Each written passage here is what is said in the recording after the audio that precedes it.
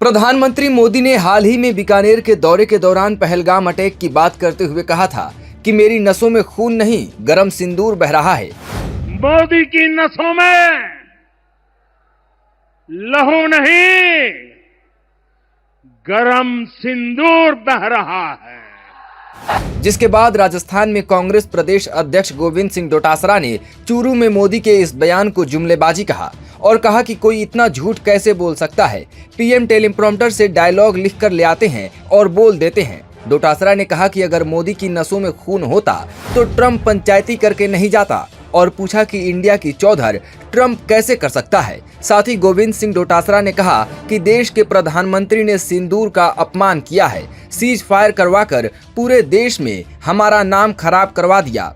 सेना तो कह रही है कि हम पाकिस्तान को 48 घंटों में सबक सिखा सकते हैं, लेकिन मोदी ने सीज फायर करवाकर सिंदूर और देश की सेना का अपमान किया है। गोविंद सिंह डोटासरा ने इसको मोदी की राजनीतिक चाल बताया है।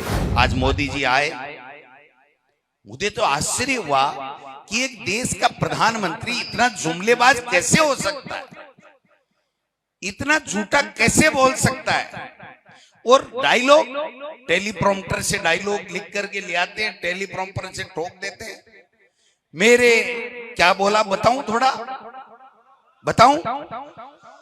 मेरे शरीर के अंदर खून नहीं है, वो तो मान पे लीवे रो ठीक है, नई चीज बताओगा।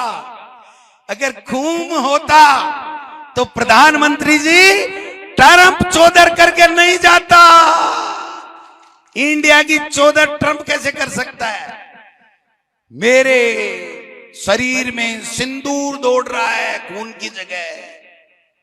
इस सिंदूर का अपमान देश के प्रधानमंत्री ने किया, इस सेना का अपमान देश के प्रधानमंत्री ने किया। सीज फायर करा करके देश के प्रधानमंत्री जी ने पूरी देश और दुनिया में हमारा नाम खराब करने का काम किया है। आज सेना का खून खोल रहा है। वो कह रही है हमें वो ताकत है कि हम 48 घंटे के अंदर पाकिस्तान को सबक सिखा सकते हैं।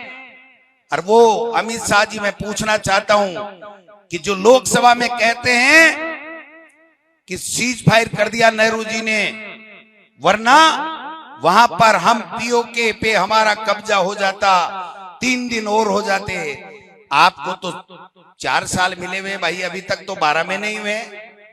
आपने क्यों कर दिया रात को सीज फायर। सेना तैयार, एक तरफ कहते हैं कि सेना को पूरी खुली छूट दे दी गई है, और आज फिर देश का प्रधानमंत्री एक सबसे बड़ी झूठ बोल के राजस्थान से गया है करनी माता के मंदिर में जाने के बाद में कि हमने सेना को खुली छुट्टी दे रखी है।